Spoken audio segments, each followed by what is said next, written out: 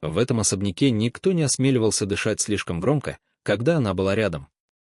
Но в тот день, когда горничная подняла руку и влепила ей пощечину у всех на глазах, на смену страху пришло нечто куда более опасное.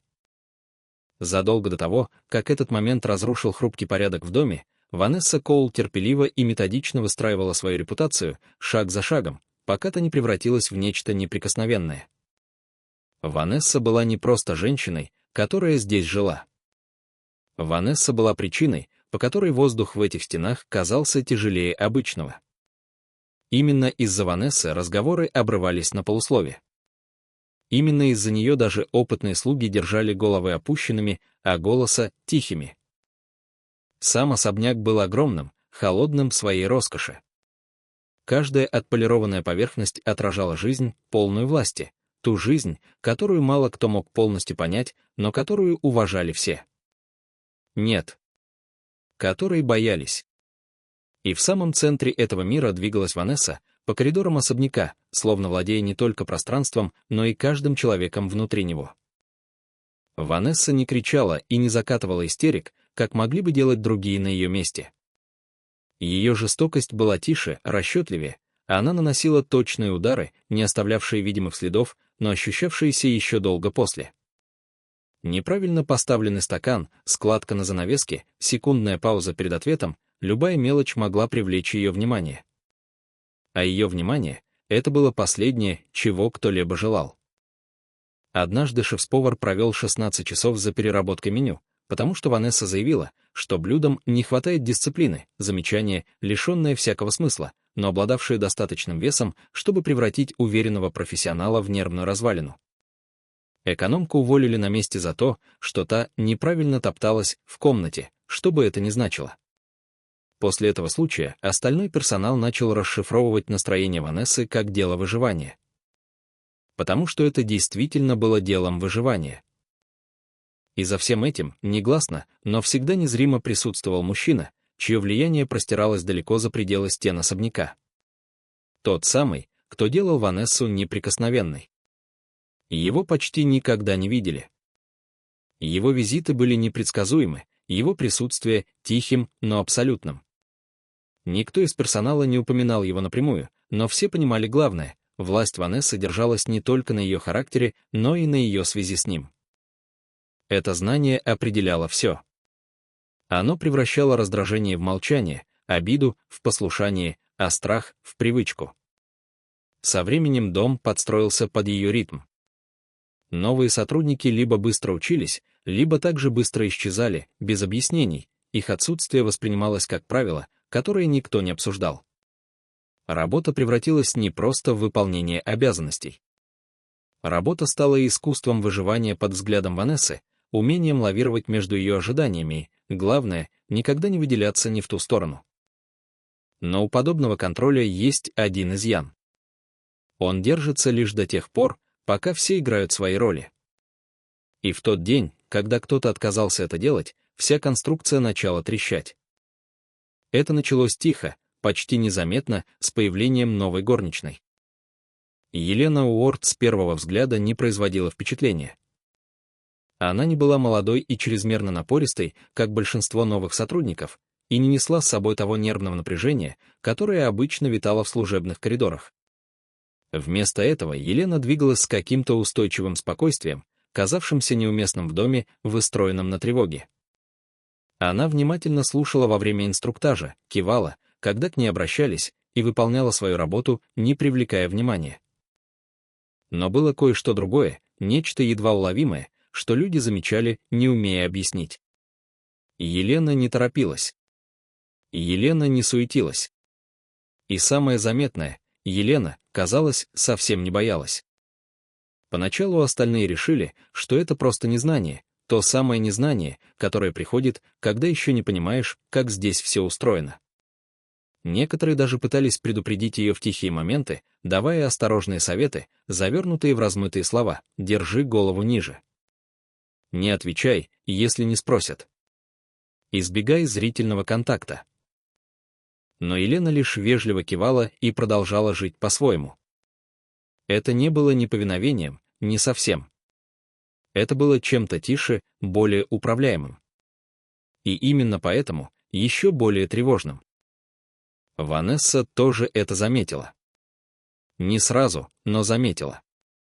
Поначалу Елена была для нее просто еще одним лицом в череде меняющихся сотрудников, очередным присутствием, которое стоит игнорировать, если только что-то не пойдет не так. Но ничего не шло не так. Проходили дни, потом неделя, а ошибок, которые можно было бы разобрать, все не появлялось. Ни колебаний, которые можно было бы раскритиковать. Ничего, что давало бы повод для того вида внимания, которым Ванесса привыкла пользоваться. И, как ни странно, именно это стало проблемой. Потому что Ванесса не просто устанавливала контроль, она ожидала реакции на него. Страха, тревоги, покорности. Это были знаки того, что ее присутствие ощущается, что ее авторитет не ставится под сомнение. И Елена не давала ей ничего из этого. Когда Ванесса наконец обратилась к Елене напрямую, это произошло из-за сущего пустяка, мелкой детали в расстановке предметов в комнате, которую никто другой даже не заметил бы. Но вместо привычных сбивчивых извинений Елена спокойно все приняла к сведению, исправила ошибку без спешки и без видимого напряжения. Разговор длился секунды, но в голове у Ванессы засел куда дольше, чем должен был. Что-то было не так. Это не было неуважением. Но это не было и покорностью. Это была нейтральность. А нейтральность в подобном доме опасна. В следующие несколько дней Ванесса начала присматриваться пристальнее, проверяя маленькими способами. Противоречивые указания, которые невозможно было выполнить одновременно. Критика за то, что задание было выполнено именно так, как велели. Когда Елена адаптировалась, Ванесса усиливала давление, начала прилюдно указывать на нее, вызывать ее перед другими, пристально следя за вспышкой смущения, которая так и не появлялась.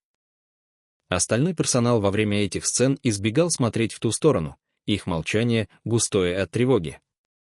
Потому что они понимали то, чего Елена либо не понимала, либо отказывалась признавать, речь шла уже не о работе. Речь шла о доминировании. И Ванесса не привыкла его терять, даже в самых мелких вещах. Так проходили дни, каждый сжимал атмосферу туже, пока момент разрыва не пришел, замаскировавшись под обычную рутину. Был поздний полдень, тот час, когда дом погружается в чуть более спокойный ритм, когда большинство задач подходит к концу и персонал двигается с осторожной деловитостью, стараясь провести оставшееся время незамеченным. Небольшое происшествие у главного зала нарушило этот хрупкий покой. Молодая горничная, она работала здесь едва несколько недель, стояла, застыв, пока Ванесса наступала на нее, держа между пальцами какой-то мелкий предмет, словно улику на суде, где приговор уже вынесен. Обвинение прозвучало мгновенно, холодно, с полной убежденностью кража. Одного этого слова хватило, чтобы кровь отлила от лица девушки. Ее голос дрожал, пока она пыталась объяснить, отрицать, собрать под давлением защиту, которая имела бы смысл. Но Ванесса не слушала. Ванесса никогда не слушала, если уже все решила. Персонал собрался поодаль, притянутый напряжением, но осторожно держась в стороне, чтобы не выглядеть причастным. Их молчание было тяжелым от понимания, из подобных ситуаций ничего хорошего не выходило никогда. Объяснения девушки рассыпались под взглядом Ванессы, слова превращались в нервные обрывки фраз. На мгновение показалось, что все закончится так же, как всегда, увольнением, унижением, еще одним тихим исчезновением, о котором никто потом не заговорит. Но Ванесса не остановилась. Не в этот раз. Может, это было накопившееся за дни раздражение от неполученных реакций. Может, она просто хотела напомнить всем, кто здесь хозяйка. Но вместо того, чтобы закончить на этом, Ванесса шагнула ближе и, без предупреждения, ударила девушку по лицу. Звук разрезал воздух в зале, резкий, отрицать который было невозможно. Он заморозил всех на месте. Девушка пошатнулась. Шок вытеснил все, что она еще собиралась сказать. Ее рука инстинктивно потянулась к щеке, а в глазах выступили слезы не только от боли, но и от того, как внезапно рухнули на людях последние остатки ее достоинства. Никто не двинулся с места. Никто никогда не двигался в такие моменты. Вмешаться значит пересечь черту, которую уже не перейти обратно. И все же в наступившей тишине что-то изменилось. Там, где никто не должен был шевелиться, возникло движение. Елена шагнула вперед. Это не было порывом и не было театральностью. Это было осознанным, выверенным движением, словно Елена приняла это решение задолго до того, как данный момент наступил. Персонал сразу же это заметил. Их тревога обострилась до чего-то более острого, похожего на настоящий ужас, потому что так здесь не поступали. Так здесь не выживали. Ванесса тоже заметила. Ее взгляд мгновенно переключился на Елену во вспышке удивления, которая быстро затвердела в раздражении. Повисла краткая пауза, мгновение, подвешенное между тем, что должно было случиться по всем правилам, и тем, что вот-вот произойдет. Весь зал, казалось, задержал дыхание. Елена не стала говорить сразу. Она не стала спорить или обвинять.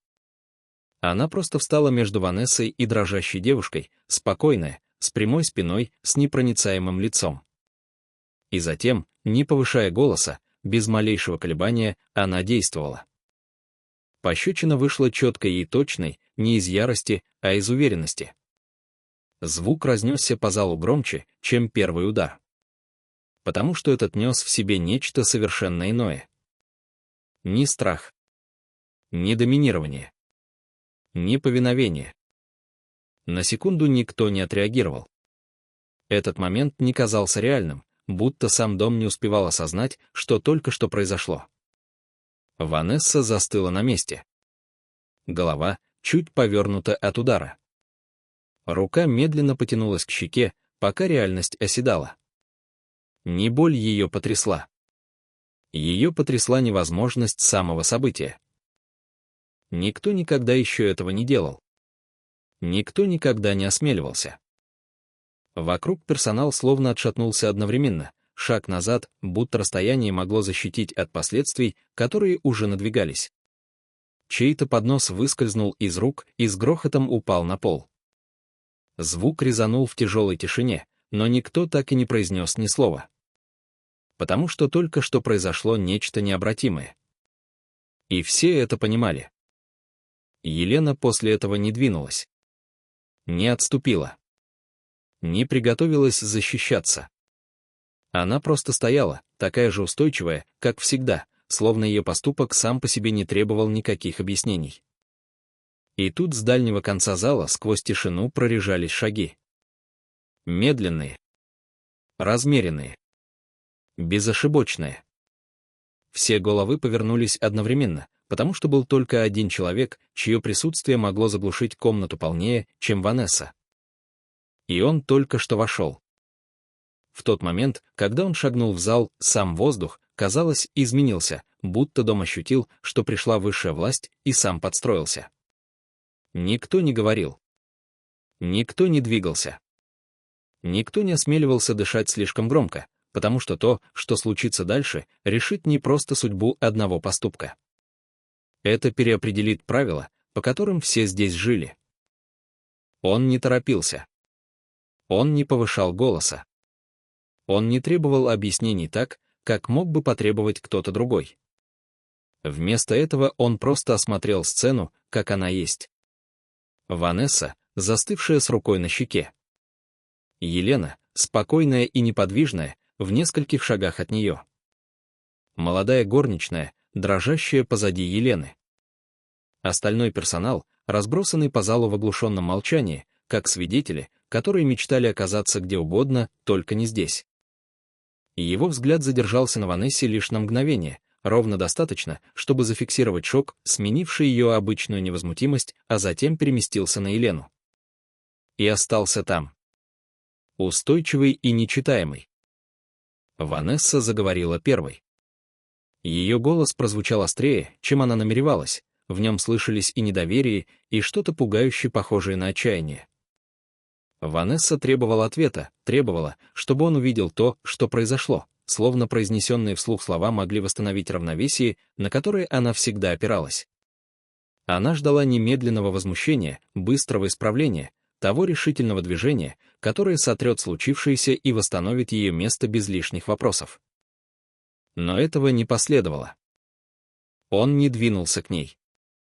Не успокоил, не защитил, не отреагировал на обвинение так, как она рассчитывала. Вместо этого он произнес только одно слово, обращенное не к Ванессе, к Елене. Почему? Простой вопрос. Но в тишине этого зала он весил больше любого приказа. Персонал это почувствовал мгновенно, сдвиг от уверенности к сомнению, потому что все шло не так, как должно было идти. Елена встретила его взгляд без колебаний. Не опустила голову. Не смягчила позиции. И когда она ответила, ее голос был спокоен, тверд и совершенно лишен извинений. Елена не пыталась оправдаться через эмоции или преувеличение. Она изложила правду такой, какой ее видела. Она перешла черту, произнесла Елена, каждое слово выверенное, намеренное. А никому здесь не разрешали ее останавливать. Эти слова повисли в воздухе. Неоспоримые в своей ясности. И на краткий миг казалось, что весь дом ждет ответ на вопрос, есть ли место правде в пространстве, выстроенном на страхе. Ванесса отреагировала немедленно. Ее самообладание трещало, пока она шагала вперед, гнев захлестнул шок. Ванесса настаивала, это недопустимо, границы нарушены, дисциплина должна быть восстановлена. Но под ее словами теперь звучало нечто иное, нечто незнакомое. Неуверенность. Потому что впервые в жизни Ванесса не могла предугадать, как он отреагирует. И эта неуверенность выбивала почву из-под ног куда сильнее, чем сама пощечина. Он слушал, но лишь краем внимания. Весь его взгляд был прикован к Елене, словно он измерял что-то, лежащее глубже поверхности произошедшего. Годы контроля. Годы молчания. Годы, в которые он позволял определенным вещам происходить, потому что они служили системе. Все это давило на эту паузу. Он выстроил систему, которая работала эффективно, в которой страх поддерживал порядок и предсказуемость, в которой вопросы не задавались и черты не пересекались. Ванесса идеально вписывалась в эту систему, и ее методы совпадали с тем видом власти, который ему никогда не нужно было применять напрямую. Но у таких систем есть изъян. Они зависят от дистанции, от отсутствия вызова, от предположения, что никто никогда не нарушит их изнутри. И теперь кто-то это сделал. Не безрассудно. Не импульсивно. С точностью и уверенностью. Елена действовала не из эмоций. Елена действовала из принципа. И это различие имело большее значение, чем кто-либо другой в этой комнате полностью понимал. Тишина тянулась ровно столько, чтобы каждая секунда казалась тяжелее предыдущей. Пока, наконец, он не перевел взгляд обратно на Ванессу. В его лице не было гнева. Не было немедленного осуждения. Но было кое-что другое. Нечто окончательное. Когда он заговорил, его голос был тихим, сдержанным и невозможным для неправильного толкования. Он отдал приказ. Не наказать Елену. Не восстановить власть Ванессы. Вывести Ванессу из дома. На секунду это не дошло. Слова, казалось, зависли в воздухе без смысла, будто сама реальность противилась перемене, которую они означали. Ванесса смотрела на него в ожидании уточнения, исправления, хоть чего-то, что превратило бы это в недоразумение. Ничего не последовало. Персонал мгновенно почувствовал сдвиг, волна прошла сквозь них, когда конструкция, которую они знали, которой боялись, на которую опирались и которую терпели, рухнула в единый решительный миг. Голос Ванессы поднялся снова, теперь острее. Недоверие перешло в ярость. Ванесса оспаривала решение, бросала ему вызов, пыталась вернуть тот контроль, который так долго определял ее. Но он уже ушел. Потому что власть, однажды сломленная на глазах у свидетелей, не восстанавливается настойчивостью. И впервые игнорировали ее. Приказ был выполнен тихо, эффективно, так же, как всегда выполнялось все остальное в этом доме. Но на этот раз смысл за ним стоял совершенно иной. Самый страшный человек в особняке больше не был неприкосновенным. Самого страшного человека в особняке больше здесь не было. И пока реальность этого оседала, на ее место пришло нечто другое. Ни хаос, ни бунт. Странное, незнакомое ощущение ясности. Правила изменились не силой, а единственным моментом, который доказал, они никогда не были такими незыблемыми, какими казались всем. Елена все это время оставалась такой же, какой была всегда. Неподвластной тяжести только что произошедшего. Елена не оглядывалась в поисках реакции, не замечала ошарашенных взглядов и тихого сдвига в том, как теперь смотрели на нее. Она просто повернулась, проверила молодую горничную, убедилась, что та держится, и вернулась к своей работе. Словно этот момент был лишь еще одним выполненным делом. Никаких объявлений. Никакого признания. Никакой попытки что-то присвоить из случившегося. И именно это сделало произошедшее еще более мощным. Потому что страх, прежде управлявший этим домом, не был заменен новым видом господства. Он был заменен чем-то куда менее заметным, но куда более долговечным. Ответственностью. А когда она появляется, даже в самой малой форме, она меняет все.